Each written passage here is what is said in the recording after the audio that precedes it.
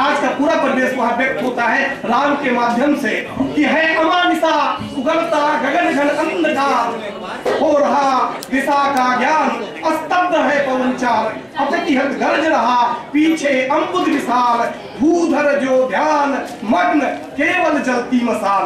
तो मित्रों, इस आयोजन में जो एक मसाल जलाई है आदरणीय भूषण जी ने, मैं उन्हें सादर आमंत्रित करता हूं कि वे आए और इस सत्र की अध्यक्षता का भार संभाले। आदरणीय भूषण जी।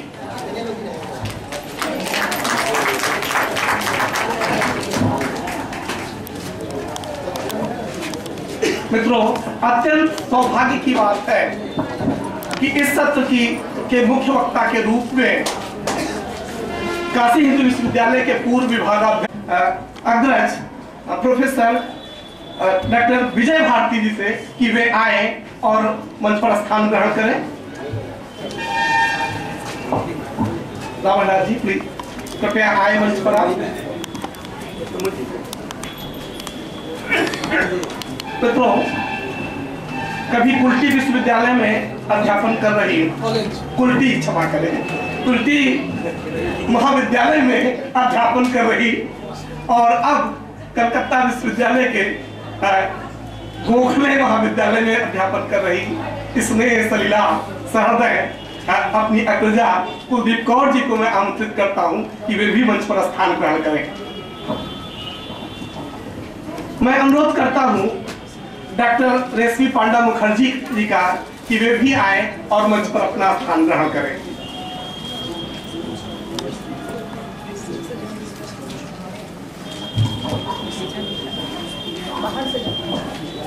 तो जैसा कि आप सबको पता है कि विलंब बहुत अधिक हो गया है, इसलिए अपने संचालकीय कार्य में मैं बहुत विद्वता से झाड़ते हुए सीधे बड़े ही आदर और सम्मान के साथ आज के मुख्य वक्ता प्रोफेसर चौथीराम जी यादव जी को आमंत्रित करूंगा। इन्होंने हजारे प्रसाद द्विवेदी पर बहुत महत्वपूर्ण कार्य किया और छायावाद पर भी उनका बहुत महत्वपूर्ण कार्य है। निश्चित रूप से आज छायावाद के विश्लेषण में मूल्यांकन के कुछ नए परिप्रेक्ष्य यहाँ खोलेंगे।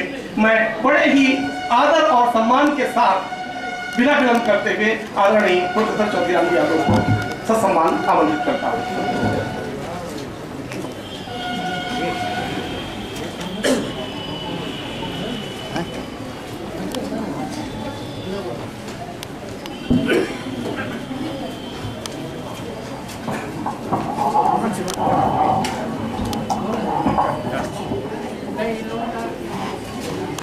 इस सत्र के अध्यक्ष आदरणीय विजय नारायण सिंह जी, हरिश्चंद्र मिश्र जी, विमल जी,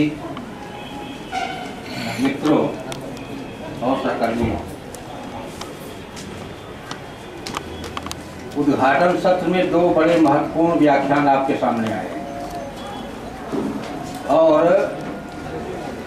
छायावाद मूल्यांकन के नए परिप्रेक्ष्य क्या क्या हो सकते थे, किन किन मुद्दों पर छायावाद का पुनर्मूल्यांकन किया जा सकता है या किया जाना चाहिए, यह रविभूषण ने अपने बीच वक्तव्य में और फिर जो कई और बिंदुओं की ओर विजय नारायण सिंह ने अपने अध्यक्षीय वक्तव्य में रखा है।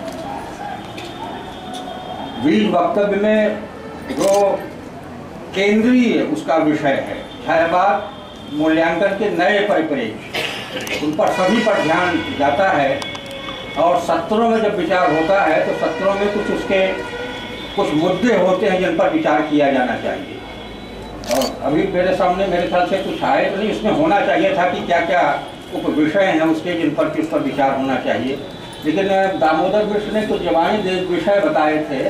क्या क्या उसके विषय, नवजागरण, स्त्री, छायावाद और स्त्री, नवजागरण और छायावाद या प्रकृति और छायावाद, कुछ इस तरह के दो तीन चीज बताई थी और मेरे ख्याल से और भी कुछ विषय होंगे। तो उन चीज़ों को ध्यान में रखते हुए मैं इन्हीं मुद्दों पर अपनी बात रखूँगा जबकि उस पर चर्चा आई थी। स्वाधीनता आंदोलन के परिप्रेक्ष्य में छायावाद का मूल्यांकन किया जाना चाहिए, रविभूषण जी ने उसकी ओर संकेत किया और उस स्वाधीनता आंदोलन के दौरान छायावादी कवियों की कविताओं का क्या महत्व है, उनकी रचनाओं का क्या महत्व है, कौन सा ऐतिहासिक कार्य उन्होंने किया था, उस नवजागरण के साथ उसे देखने की आवश्यकता है। नवजागरण से संबंधित तीन प्रत्यय चलते हैं, एक तो पुनरुत्थान, एक सांस्कृतिक पुनर्जागरण और तीसरा है नवजागरण। तीनों के निहितार्थ यद्यपि भिन्न हैं, लेकिन एक पराधीन देश के इतिहास में तीनों का लक्ष्य लगभग एक होता है। एक साम्राज्यवादी देश जिसकी पराधीनता, जिसकी अधीनता में हमारा देश एक गुलामी की जंजीरों में जकड़ा हुआ था, पराधीनता से मुक्त होने के लिए उस साम्राज्यवादी ताकत के विरुद्ध संघर्ष करने के लिए पुनरुत्थान की भूमिका, सांस्कृतिक पुनर्जागरण की भूमिका उतनी ही महत्वपूर्ण होती है जितनी की जाती है। यद्यपि पुनरुत्थानवादी कुछ नेगेटिव माना जाता है, लेकिन उसका नेगेटिव जो रूप होता है एक जैसा मैंने बताया कि पराधीनता के दौर में एक देश अगर गुजर रहा है तो उसमें पुनरुत्थान की भावना भी पॉजिटिव इस रूप में होती है कि वह उन्हीं शक्तियों से वह भी संघर्ष कर रहा है। पुनरुत्थान की भावना सबसे ज्यादा जयशंकर प्रसाद में दिखाई पड़ती है, और वह इसलिए कि जो ब्रिटिश साम्राज्यवादी इतिहासकार थे वे हमारे देश के इतिहास को बहुत ही तोड़ मरोड़ कर पेश कर रहे थे, यानी इनका कोई इतिहास ही नहीं है। भारतवर्ष तो जो यानी मजाक में जो उसकी टिप्पणियां मिलती हैं कि या तो भिखमंगों का देश है, भिखारियों का देश है, सांप नचाने वाले सफेरों का देश है, तरह तरह से हमारे इतिहास को विकृत करके जो प्रचारित कर रहा था, किया जा रहा था, इस पुनरुत्थान की चेतना के माध्यम से अपने अतीत के गौरवगान करते हुए अपनी सांस्कृतिक परंपरा का महत्व बताने के लिए उनकी संस्कृति के समक्ष अपनी संस्कृति को रखना भी आवश्यक था। उस काल में खास तौर से यह काम जयशंकर प्रसाद ने और अपने नाटकों के माध्यम से उनके ऐतिहासिक नाटक जो अपने अतीत के गौरवगान की ओर जाते हैं, केवल अतीत का आख्यान करना नहीं है या केवल अतीत में सुरक्षा ढूंढने का कोई प्रयास नहीं कर रहे हैं, या वे अतीत से मोहग्रस्त भी नहीं हैं, क्योंकि पुनरुत्थान की चेतना यही होती है कि हम अपने अतीत की ओर जाते हैं, वर्तमान को छोड़कर अतीत की ओर जाना, तो इतिहास की शरण में जाना एक प्रकार से अतीत से मोहग्रस्त होना है। उस पराधीन दौर में जिस समय छायावादी युग चल रहा था, उस समय अतीत की ओर जाने का मतलब सीधे था कि जो ब्रिटिश साम्राज्यवादी इतिहासकारों के द्वारा हमारी संस्कृति को बिल्कुल अपनी संस्कृति का श्रेष्ठ बताने के लिए हमारे इतिहास को तोड़ मरोड़ करके यह पेश किया जा रहा था कि हमारी कोई संस्कृति नहीं है, उस समय अपने देश के उस अतीत के गौरव को लाना भी हमारे सामने था ताकि उसका एक प्रतिवाद करना। तो एक तो यह दोहरे मोर्चे पर वह लड़ रहे थे, एक तो यह कि उसका मुंहतोड़ जवाब देना, उन इतिहासकारों का, उन संस्कृत के नेताओं का जो उसको रख रहे थे उनका मुंहतोड़ जवाब देना, और दूसरे स्वाधीनता आंदोलन के दौरान अपने वर्तमान आंदोलन को धार देने के लिए अपने अतीत से प्रेरणा और शक्ति ऊर्जा ग्रहण करना। क्या कारण है कि वे साम्राज्यवाद की ओर जाते हैं? गुप्त साम्राज्य, मौर्य साम्राज्य, हमारे अतीत में जो हमारे साम्राज्य रहे हैं, उस समय का जो हमारा इतिहास है कितना वैभवशाली रहा है, जिस पर हम गर्व करते हैं, हमारा वो हमारे अतीत के गौरव हैं, उनकी याद दिलाते हैं अपने नाटकों के बाद। उस ब्रिटिश साम्राज्यवाद का मुंहतोड़ जवाब देने के लिए एक तो पुनरुत्थान की जो नकारात्मक भूमिका थी, कम से कम उस समय यह उसकी सकारात्मक भूमिका। उसमें गीत भी आएंगे जो है, हिमालय के आंगन में प्रथम किरणों का दे उपहार, उषा ने हंस अभिनंदन किया और पहनाया हीरक हार। तमाम आप देखें तो अपनी पुरानी विरासत को याद किया जाता है, अपने शूरवीरों को, अपने लड़ाकुओं को, अपने संघर्षशीलों को, अपनी जातीय स्मृति के जो प्रतीक हैं उनको उस गीत के भीतर याद किया जाता है, और यह बताने के लिए हमारी यह संस्कृति है। और यही नहीं बल्कि हिमालय के आंगन में ही संस्कृत विकसित हुई थी, यहीं से पूरे विश्व में फैली है।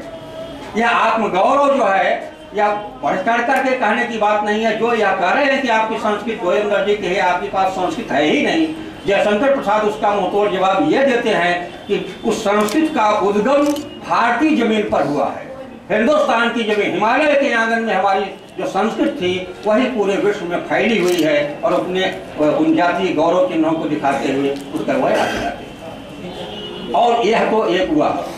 तो इसलिए मैंने कहा कि पुनरुत्थान किसी पराधीन देश के इतिहास में राष्ट्रीयता या राष्ट्रीय भावना का प्रथम चरण है, राष्ट्रीय चेतना का, राष्ट्र प्रेम का पहला चरण होता है पुनरुत्थान। अगर वह गुलाम देश है तो अपनी आज़ादी की लड़ाई वह देश लड़ रहा है, तो यह पहले चरण में पुनरुत्थान जयशंकर प्रसाद में सबसे ज्यादा दिखाई पड़ता है। और उसी में पेशोरा की प्रतिध्वनि आप ले लीजिए, शेर सिंह का शस्त्र समर्पण ले लीजिए, यह हमारी जाति पराजय का दुख है। इसमें है जाति पराजय का दुख बताने का कारण क्या है? विजय के लिए, आगे बढ़ने के लिए, स्वाधीनता आंदोलन के दौरान जो हमारी पराजय हुई है उससे प्रेरणा लेकर के आगे विजय के लिए प्रेरणा देने की बात करता है। पेशोरा की प्रतिध्वनि की आवाज केवल अपने अतीत की आवाज नहीं है, बल्कि हमारे जो पराधीन वर्तमान है, इस पराधीन वर्तमान की आवाज है। कौन लेगा भार यह? आजादी की लड़ाई का कौन नेतृत्व करेगा, किस प्रकार से उसे पार लगाएगा, कौन आजादी प्राप्त करके दिलाएगा, यह जो कौन लेगा भार यह जो उसमें संकेत मिलता है वह केवल अतीत में पेशोरा की प्रतिध्वनि नहीं है, बल्कि अपने पराधीन वर्तमान की आवाज भी उसमें मिली हुई है। और शेर सिंह का सशस्त्र समर्पण तो अंग्रेजों के जमाने की ही घटना है, जिसे मजबूर किया गया था समर्पण करने। तो यह जो उनके यहाँ एक जातीय पराधीनता, जातीय पराजय की पीड़ा व्यक्त होती है, और साथ ही साथ उसमें से वो चीजें भी दिखाई पड़ती है। और यह पुनरुत्थान केवल जयशंकर प्रसाद में ही नहीं है, उसके बाद अगर कहीं मिलता है तो निराला में भी मिलेगा। शिवाजी का पत्र और वह पुनर्जागरण के रूप में जो उनकी मशहूर कविता जो है जागो फिर एक बार शीर्षक से दो कविताएं उनकी हैं, बहुत चर्चित बहुपठित कविताएं हैं। तो ये जो सांस्कृतिक पुनर्जागरण का रूप जो निराला के भीतर आता है, वह आप ध्यान दीजिए कि उस समय निराला जो है विवेकानंद के नव वेदांत से भी प्रभावित हैं, और वेदांत उनकी काव्य चेतना का एक मूल स्वर भी है। तो विवेकानंद का नव वेदांत, जिस समय धर्म सभा में विवेकानंद ने अपना भाषण दिया था और पूरे विश्व को चकित किया था, चाहे किसी देश में वो भाषण दिया गया हो, लेकिन उसके जागरण का स्वर हिंदुस्तान में भी सुना गया। उसके जागरण का स्वर निराला ने भी सुना था, और उन्होंने सेवा प्रारंभ नामक कविता लिखी थी। उसमें कहा, जागा भारत का वेदांत केसरी, भारत का वेदांत केसरी अमेरिका में जागरण पैदा कर रहा है, जागा हुआ है, वह जग करके पूरे देश को जगाने की कोशिश कर रहा है, हिंदुस्तान की आवाज को पूरी दुनिया में फैला रहा है। तो निराला ने जागा भारत का केसरी कह करके एक प्रकार से विवेकानंद का सम्मान करते हुए उससे उनका प्रभाव दिखाई पड़ता है। यह देखिए कि जागो फिर एक बार शीर्षक से दो कविताएं लिखी गई, एक 1918 में और एक 21 में। विद्वानों ने कहा कि पहली श्रृंगार रस की कविता है, दूसरी वीर रस की कविता है। अगर अकादमिक चर्चा उस पर आप करेंगे, काव्य शास्त्रीय ढंग से अगर उस पर विचार करेंगे, तो शायद आपको यही लगे कि वह एक श्रृंगार रस की कविता है, एक वीर रस की कविता है। लेकिन मूलतः अगर देखा जाए तो वह जागरण की कविता है। एक में आध्यात्मिक जागरण है तो दूसरे में राष्ट्रीय जागरण का स्वर है। आया मांझ में फिर स्यार, जागो फिर एक बार, आज मांझ में फिर स्यार आया है। हमारी मांझ में, हमारे घर में जो ब्रिटिश साम्राज्यवाद कायम है, अंग्रेजों ने जो हमला किया हम पर, ये सब किया है, हमारी मांझ में स्यार आया हुआ है, और स्यार को भगाने के लिए शेरों को जगाने की कोशिश किया है। तो यह राष्ट्रीय जागरण का स्वर है, मूलतः जो है। अब उसके भीतर वह श्रृंगार और यह सारी चीजें उसमें आएंगी, वो प्रतीकों के माध्यम से आती हैं, लेकिन उन प्रतीकार्थों का अंतिम जो लक्ष्य होता है, स्वाधीनता आंदोलन के दौरान अगर वे कविताएं लिखी जा रही हैं, तो जाहिर होता है कि उसमें राष्ट्रीय जागरण का वह स्वर होता है। और यही नहीं कि जागो फिर एक बार की कविताएं उन्होंने लिखी है, चर्चित हुई हैं, बल्कि जागरण गीत छायावाद में कितने लिखे गए आप यह ध्यान दीजिए। अनेक जागरण गीत लिखे गए। या शंकर प्रसाद का बीती विभावरी जागरी, अंबर पनघट में डुबो रही तारा घट उषा नागरी, महादेवी का जाग बेसुध जाग, जाग तुमको दूर जाना, फिर सजग आंखें उम्मीदी, वगैरह वगैरह। या प्रभाती नाम की कविता लिखी निराला जी ने। ये सारे जो है वो किसको जगाया जा रहा है? लोक जगाना, देश को जगाने का जो जागरण गीत है, प्रतीकों के माध्यम से, चाहे उसकी चर्चा जिस रूप में की गई है, लेकिन उसके निहितार्थ जो हैं हमें उसी स्वाधीनता आंदोलन के दौरान लोक जागरण, जो मध्यकाल का लोक जागरण था, आज का वह नव जागरण नए से